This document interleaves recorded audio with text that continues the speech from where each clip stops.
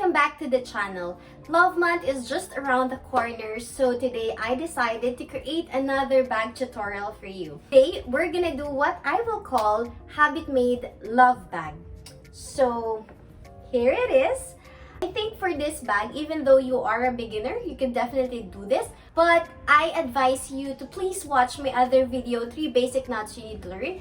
Because for this project, we're gonna focus on how to create a square knots. This is a pretty cute bag, but in terms of what you could put inside, I can say that you can only carry essentials because at the end of the day, we should only carry what's important in our heart and let go of unnecessary, feelings and unnecessary people, emotions, things like that. So, what you could put inside, well, as I've mentioned, only essentials because of this shape.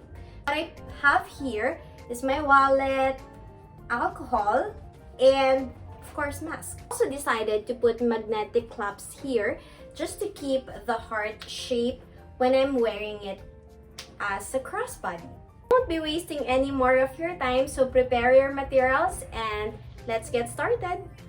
Just a reminder to always check the description box, and if you find this video too fast, you could always change the playback speed.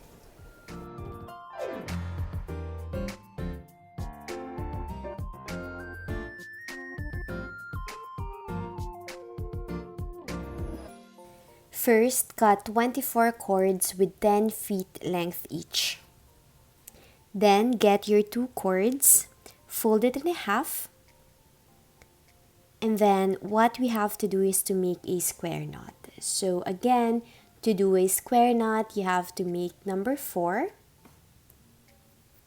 And then this straight line here should be over.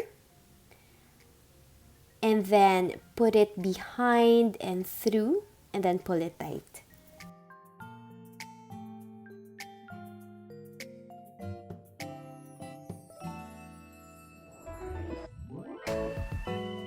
And again, we have to make an inverted 4. So this straight line again, we'll put it behind and through, and then pull it tight. From your 24 cords, we're gonna work with 12 cords first. So we'll just repeat the process as we have to make 2 more square knots.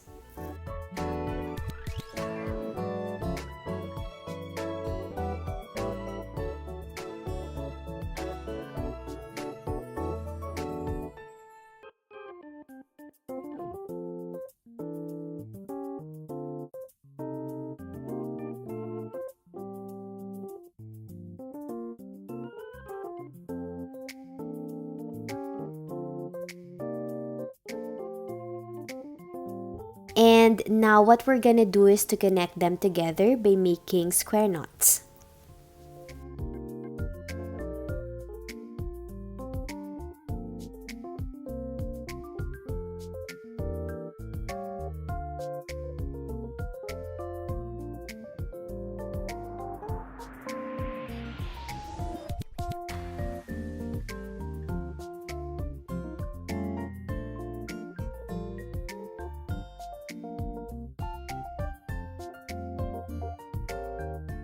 If you don't have a cork board, it's fine. You could just use tape just to prevent the cords from moving.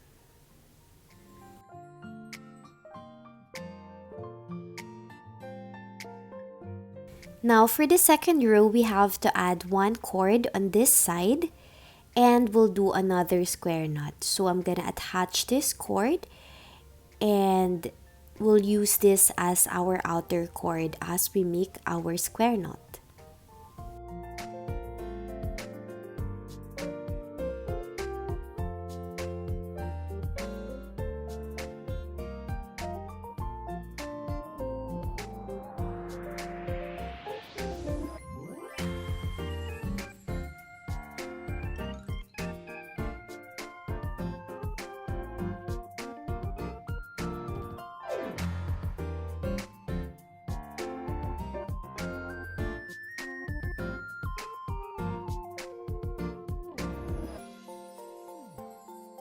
So for the third row, we'll just repeat the process. I'm gonna connect them by making square knots in between.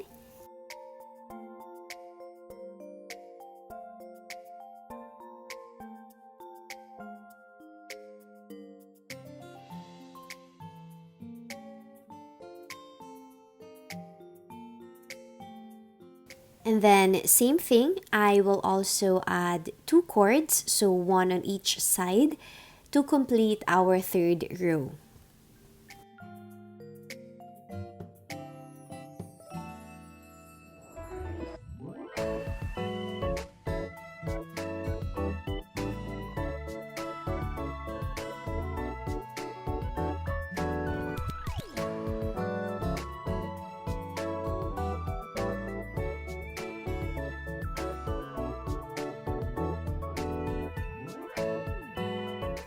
Then let's proceed to our fourth row.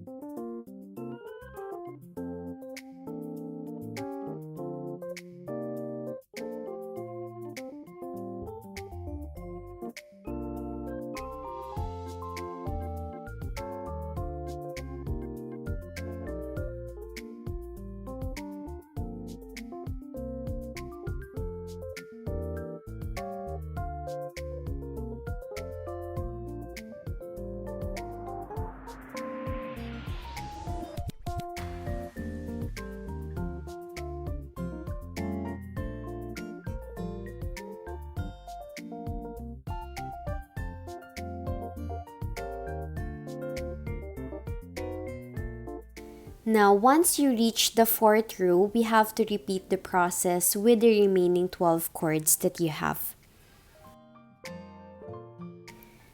So now that we were able to make another one, it's now time to connect these two together to form a heart.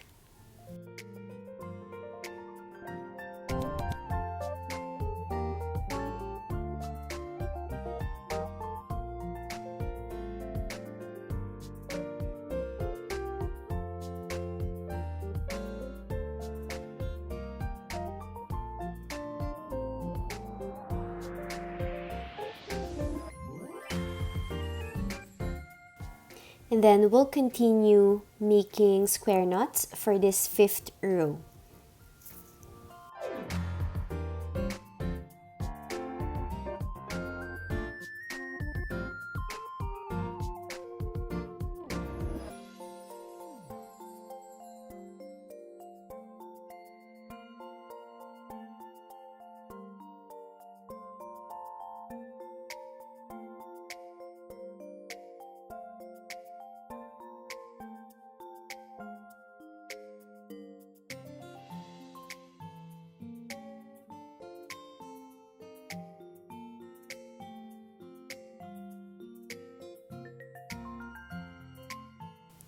Then let's continue onto this side.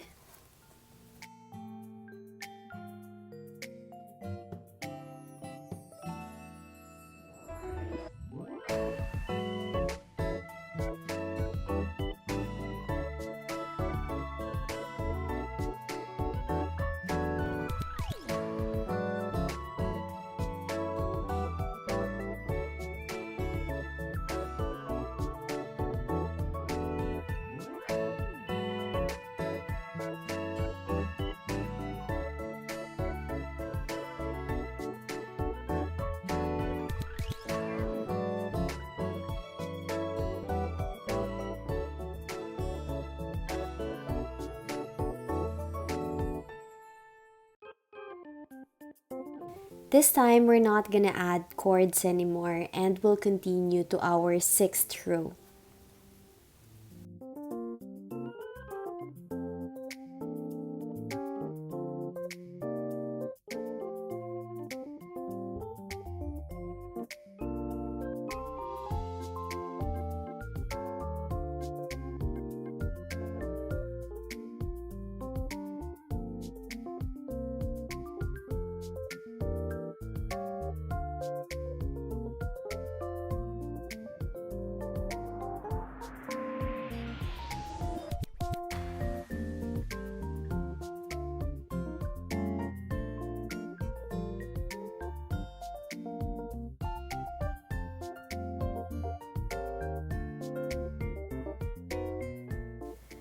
For our 7th row, we're gonna continue making square knots in between, but we have to set aside these 2 cords on both sides.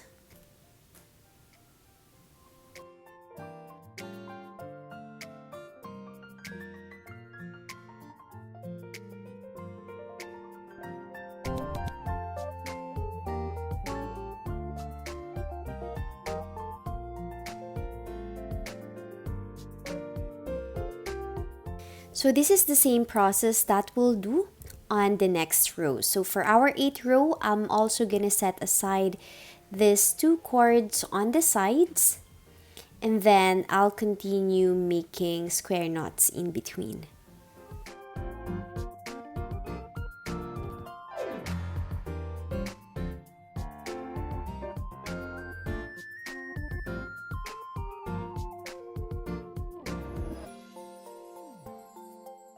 Down to our 9th row, so set aside these 2 and continue making square knots in between. So we'll do this until we reach the last square knot in the middle. So we have to make this V shape of our heart.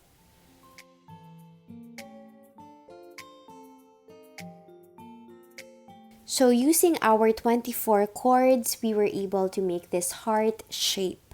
So again, starting from our 7th row, I set aside these 2 cords on the sides until I reach the last square knot in the middle.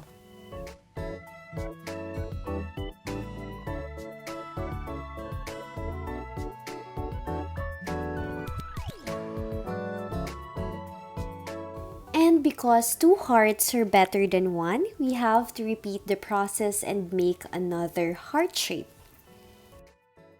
Before we continue, let's now work on our strap. The length of your strap will depend on your own body measurement. For me, I'm 5 flat. I only cut 4 cords with 12 feet length each. So I'm gonna allot 3 to 4 feet length onto the other side. And then I will simply tie this just to make a mark on where I would start making my chain square knot.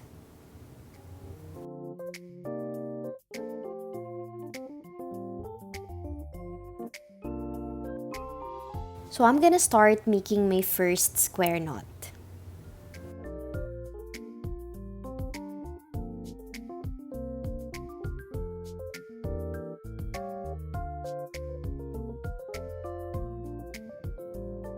And then just to make sure that we have the same space for this chain square knot, I'm gonna use this ruler as my guiding mark.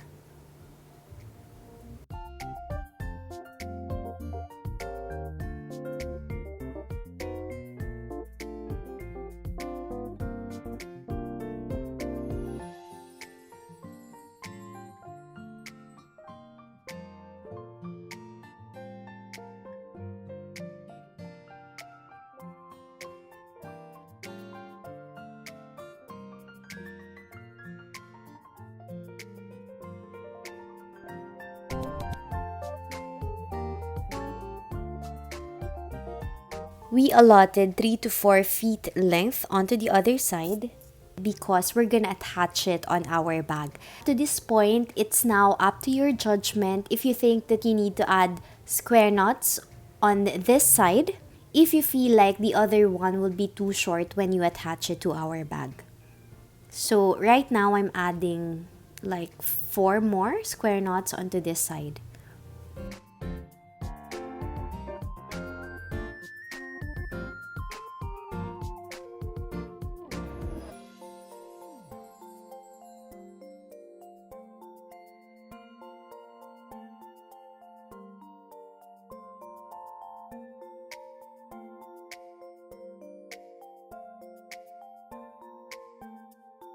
So I was able to make 36 inches strap, or when folded, it is 18 inches. Then the next thing that we have to do is we're gonna attach this cord through the loop that we have on both sides.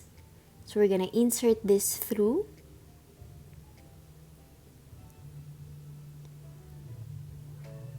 And then I'll do the same thing onto the other side.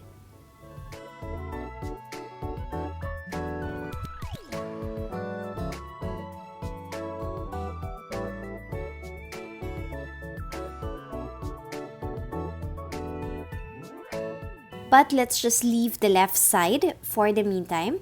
Get the other heart that you created, and you also have to attach this cord from the strap through the loop here. Insert it through. Okay. And then we'll start making square knots again. So use these two cords from the strap, and we'll keep the middle cords still from the strap. Then let's start making a square knot.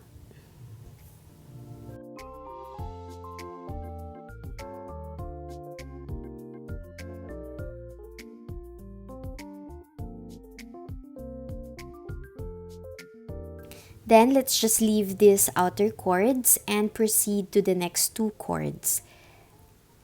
Let's just continue making a square knot.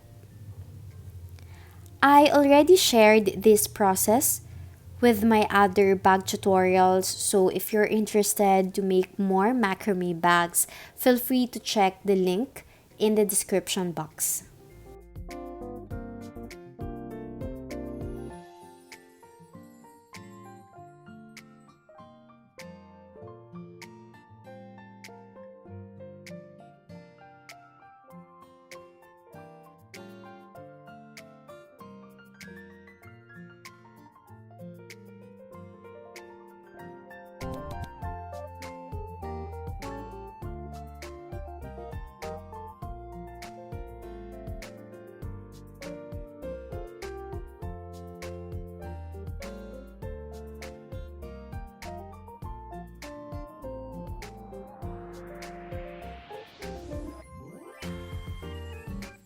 So we're just gonna continue this process until we reach the bottom part.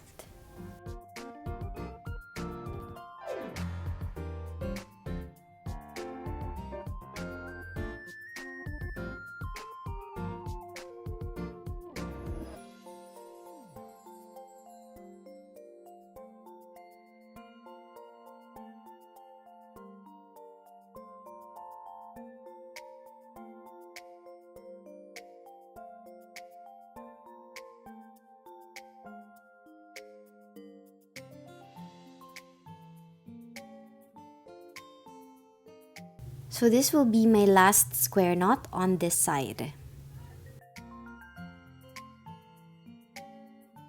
In total, I was able to make 24 square knots.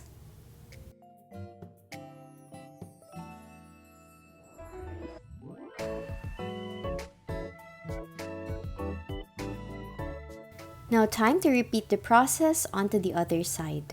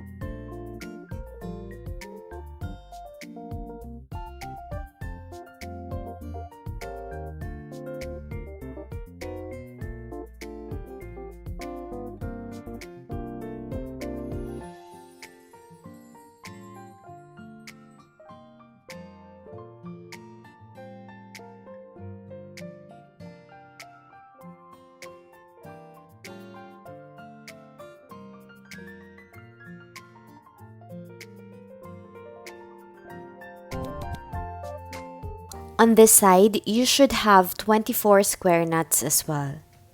Then to finally close this bottom part, what you have to do is to put these two middle cords on top of each other and get 2 cords on each side as we're gonna do our last square knot.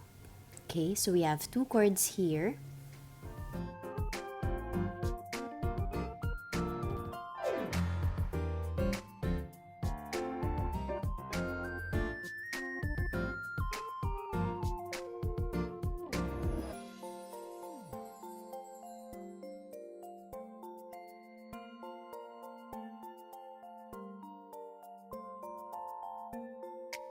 And then pull your middle cords.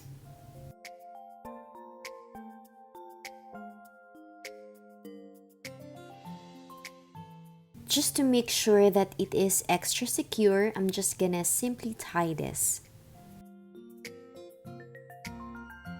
Now for the fringes, it's up to you how long you would like it to be, but for me, I'm just gonna cut this and allot 4 inches length.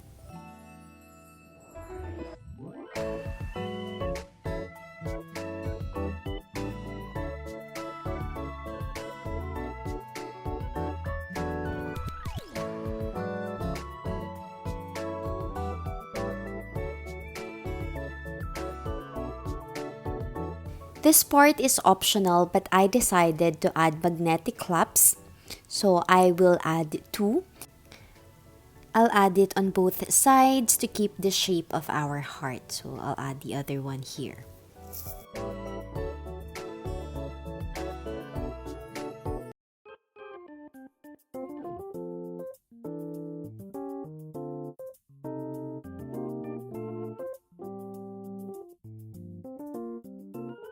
And we're done!